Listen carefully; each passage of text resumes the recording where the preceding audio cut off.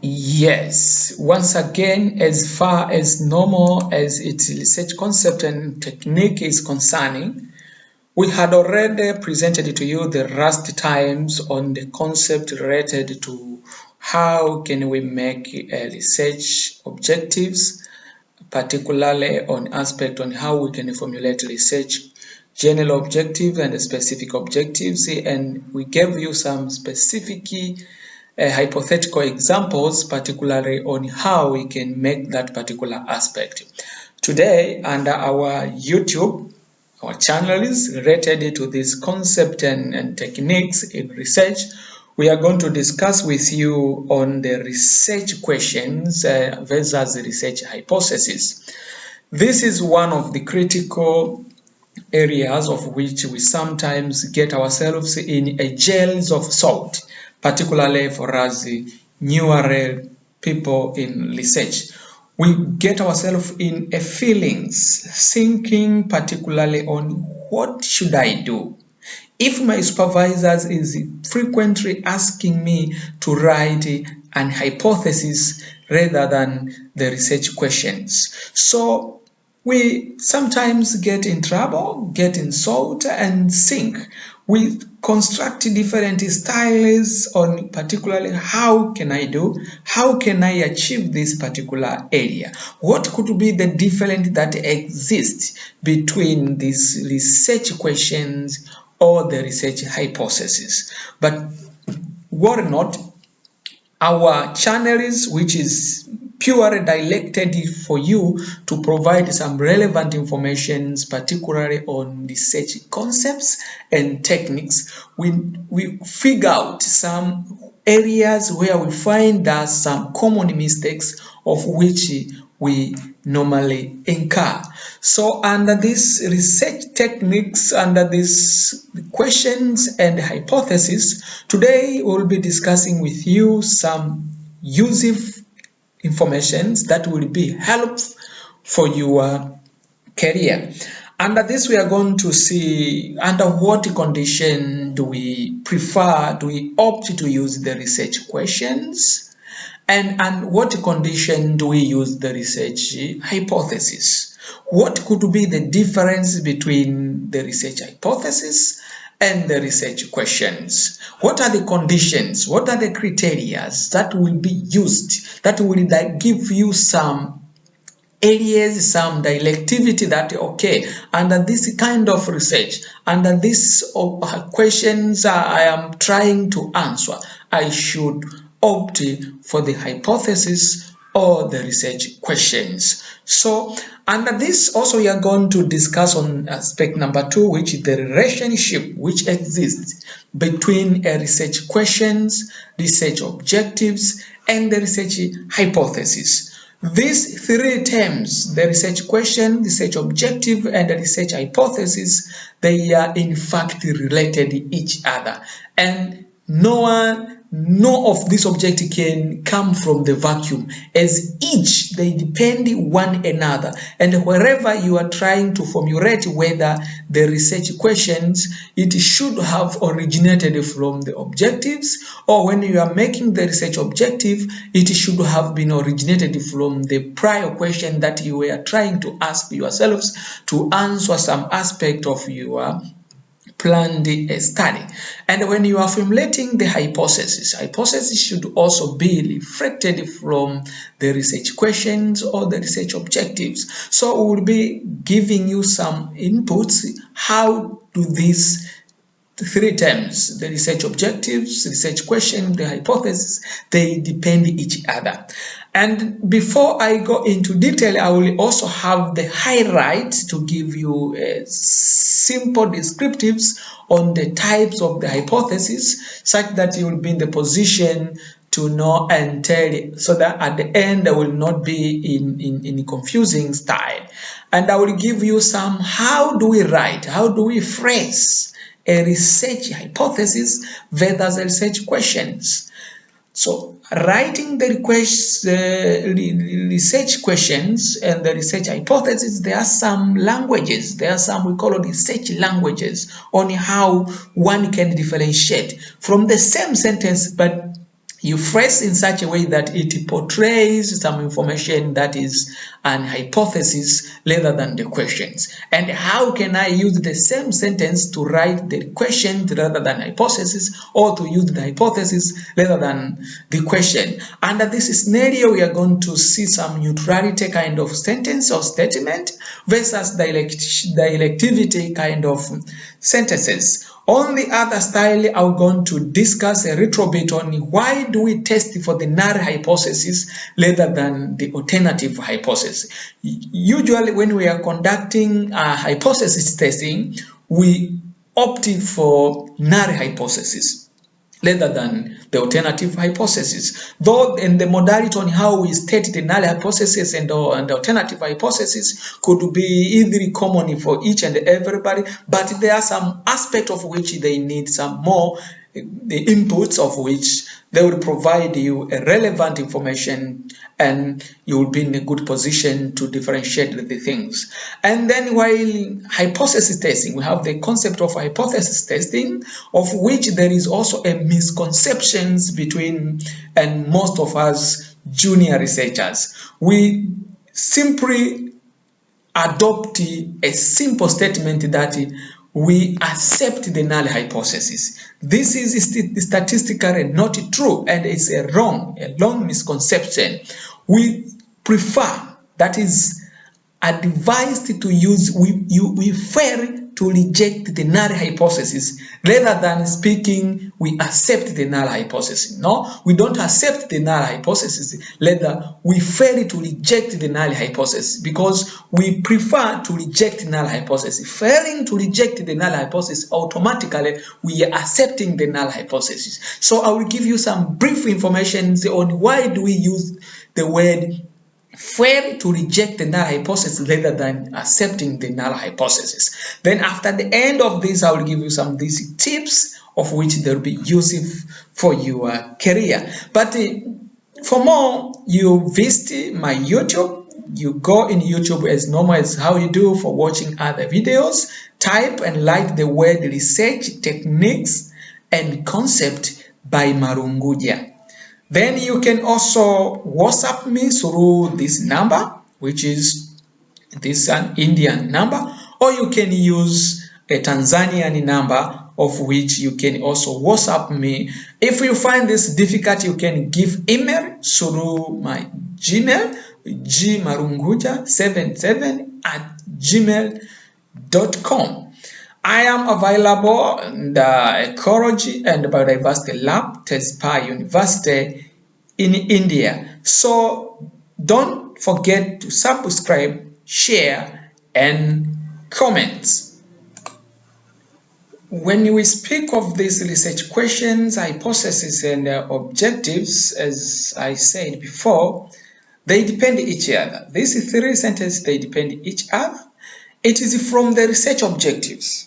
When we have the research objectives, as I said in the last videos, we formulate now the research-specific objectives. We formulate the questions or the hypothesis. And each of these objectives should be accompanied by a corresponding specific questions or hypothesis. I remember I mentioned to you that there are different styles, different formats based on a particular institution. Some institution you may find you state one objectives, and within this objective you need to formulate several questions or the hypothesis, of which they will be giving some areas of interest to that particular objectives. What are you expecting to answer to that particular objectives? So you formulate several questions or several hypotheses based on a given objectives. Some universities, they have one-to-one style, of which you provide a single objectives with a specified research questions or the research objectives. So you can find this demonstration figure here. It shows that research questions, hypotheses, and objectives, they are in a cyclic nature. They depend each other. none of these 2 or 3 parameters could arise from the vacuum. There must be the title. From the title, we construct the objective. From the objective, we have the specific objective. From this specific objective, we have to make the questions, we have to make the hypothesis. So they depend each other. There is nobody that can come out from the vacuum. So it's important to rephrase and remember what we said on the last time. Here then, let me give you some retro descriptions on what is hypothesis. Generally, hypothesis is nothing, rather it is simply a predictions about the outcomes. Predictions of the outcome that are to be proved by either the experimental or other acceptable means. That you are having your study. Within your study, you are predicting that this one or this one might occur. So such kind of predictions regarding your parameters under consideration, that is what we call the hypothesis. So to prove the hypothesis, you need to carry out an experiment, so that at the end of the day, the experiment will prove whether you will fail to reject the null hypothesis or you will reject the null hypothesis. That is the hypothesis. It also refers as a tentative predictions about the nature and the relationship between 2 or more variables. We have already discussed what is a variable from the earlier stages of our discussion. That you will have 2 or more variables of which you are not sure which one could be the truth and which one could be wrong. Therefore, you need to carry out an investigations such that you prove that this predictions is proper and this one is not proper. So that is what we call hypothesis. I want to go detail to this because it's not so difficult aspects. It is easy to capture, and it's my hope that this small aspect is not a trouble and not a problem to you. But my intention is here to these types of this hypothesis. Generally, hypothesis can be categorized into 2 main types, where we have the null hypothesis denoted by H naught, and we have the alternative hypothesis denoted by H1. When we speak of the null hypothesis, this is the kind of hypothesis, or is the statement, because hypothesis is 2 first statements. There are 2 statements, 2 constructing statements. The one which is stated to show that there is equality of the parameter, that all the parameters that you are going to make your study, that you are going to make experiment, you assume that before the result is out, you make an assumption that there is no any variation. Each and everything is almost equal. Okay, that show no variabilities, no difference that could exist between or among the variables under consideration. That is the null hypothesis. And this kind of hypothesis that normally we carry out hypothesis testing for it. It assumes that each and everything is okay. I will give you some examples, and at these particular examples will be in the position to say, okay, this is good. And the other types is the alternative hypothesis then. This is almost the opposite of the null hypothesis. Under the alternative hypothesis, it is the opposing sentence that will speak of the existence of some variations between or among the parameters under consideration. Let me give you an example. Particularly, maybe you are carrying out a study on malaria. Let me use a simple, common example to everybody, a malaria. So you believe that there is an occurrence of a particular malaria in a certain place. Then your hypothesis could be that malaria has been accelerated due to higher rainfall. That could be your hypothesis that, oh, malaria has been increased due to the higher raining situation to that particular area. That could be the hypothesis. So your null hypothesis could be that the higher the available kind of rain has got no any influence on a particular malaria. That malaria has not influenced by the rain. But the alternative one is rainfall has an influence on malaria. So you find that these two type of the hypothesis, they are trying to show that they are two statements which are contradicting ones, while the other is speaking of the neutrality, that nothing is there to make variation. Each and every aspect under consideration is neutral, while the alternatives is trying to tell us that there is a variation between the things that you are making your study. Let's further see more examples here.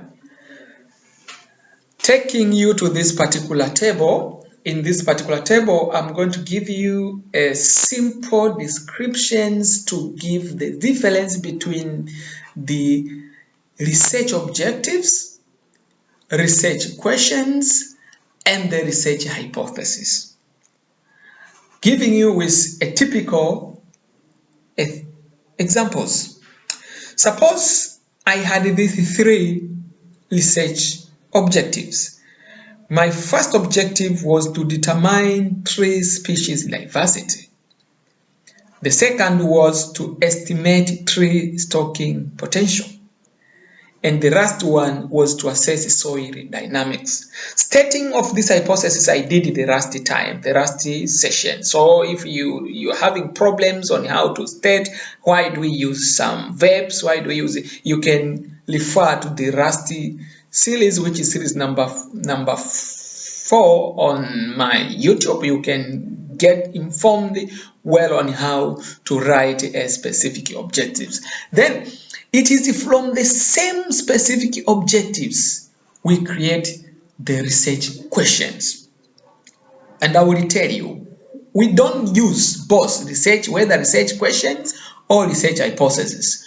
We opt whether we use the research objective or the research hypothesis. We opt one. After we have listed down our objectives, then what follows either the research question or the research hypothesis. It will depend on the format of the institution, or the need of your supervisor, or the need of the study itself. I will tell you what are the conditions that will tell us to opt for hypothesis or to opt for the research questions. But before we go, let's show some aspects on what the differences that could be easily recognized between research objective, research questions, and the research hypothesis. Taking these examples of the research objectives, from objective number 1, this is how the research question could be stated. That what type of tree species are found in the study sites? It ends up with the question mark. The objective was to determine tree species diversity. Now, which question am I going to answer? The question could be, what types of tree species are found in the study sites? Or there is another style. There are different styles of asking, but these are the two commons. Or you can make it in the other style, that is there significance difference of tree species in the study sites? This is a research question. What types? That's one style. The other style is there significance difference? These are the questions that will be asking yourselves, and at the end of the day, you need to answer them. Okay? How do you answer? You will answer by telling a study, making an investigations, so that at the end of the day you will find if there are different type of species or not. On objective number 2 was to estimate tree stocking potential. So under this criteria, you can now formulate the question that what quantity does a tree carbon stocks in the study sites?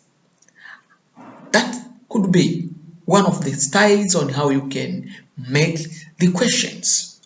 So from the same aspects, if you are asked to use a research hypothesis rather than research questions on these objectives, these are the styles of how you can make it. Under these points, mind you, we have two styles on how we can state the hypothesis. We have what we call the neutral phrase and what we call the directivity phrase. What do we mean by when we speak of the neutral phrase? When we speak of the neutral phrase, this is a kind of statement that will be giving you a neutral sentences that requires some investigation. And at this point, we simply state the null hypothesis, not the alternative ones. The null hypothesis is the one which is stated. To each objective should have a specified and specific null hypothesis. For instance, objective number 1 was to determine tree species diversity. Then its neutral phrase, you can say that tree species diversity do not vary in the study site. That is my assumption. That is my prediction. That is my hypothesis then.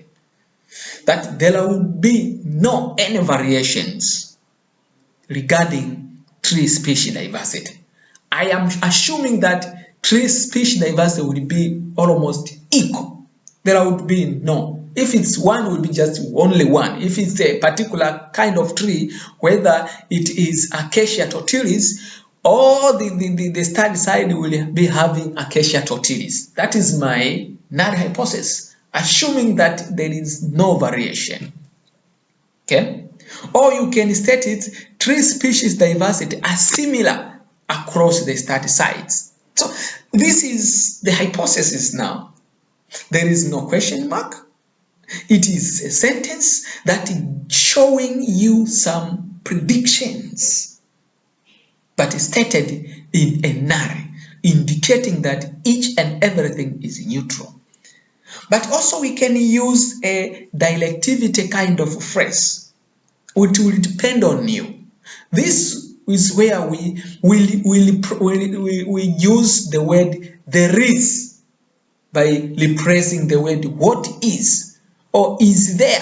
Then we say there is. Here it was is there, which is now a question. Now you make it in an opposite way, that there is. So how do you make it? There is no significant difference of tree species in a particular area. You find it how good it is bringing into your mind now?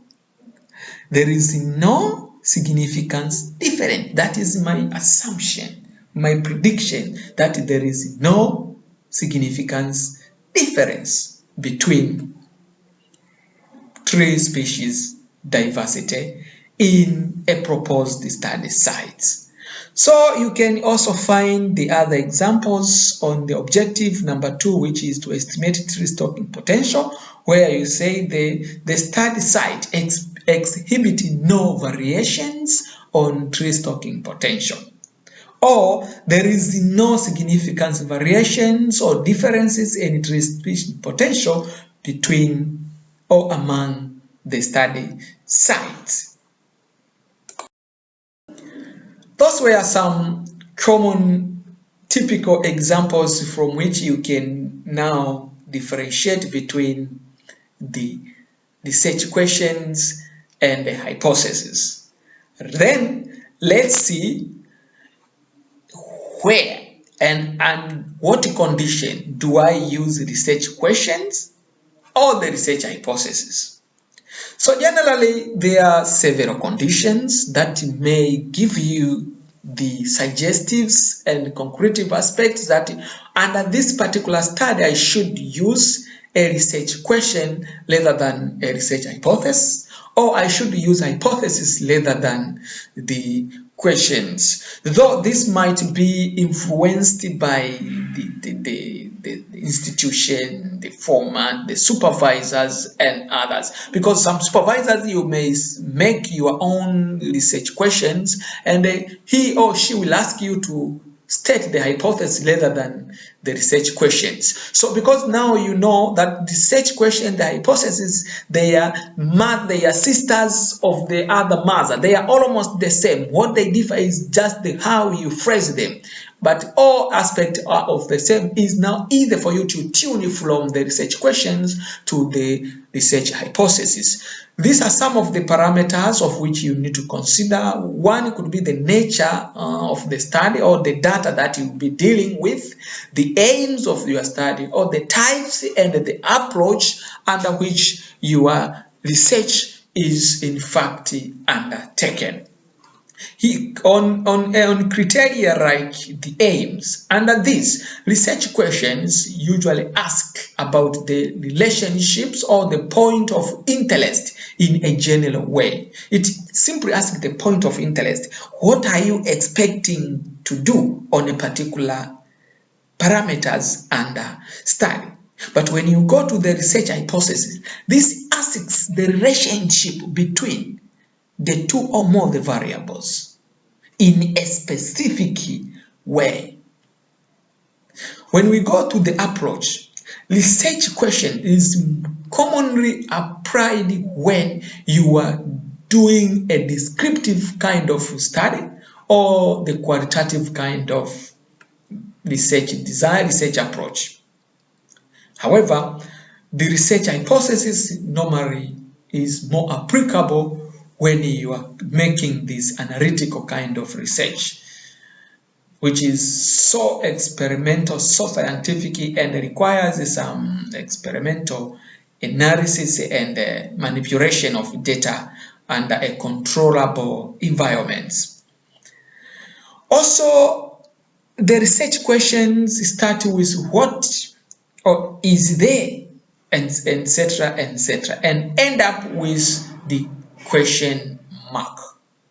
While the research hypothesis starts with there is, then you go as you have seen there, or it simply goes to a neutral kind of statement that is this and whatever, and normally is influenced by the directivity terms like greater than, less than, not equal to, compared to, similar to, and other more related aspects. So next time, because of times, I'll be discussing with you on why do we prefer to fail to reject the null hypothesis rather than using accept the null hypothesis.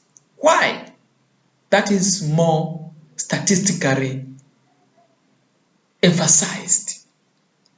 Why do we carry out our study based on null hypothesis rather than the alternative hypothesis? So don't forget to subscribe, share, comment, and then provide some input of which you think it is more relevant. Thank you for watching this video. Welcome for your comments. Welcome for the next series in the next week. Thank you.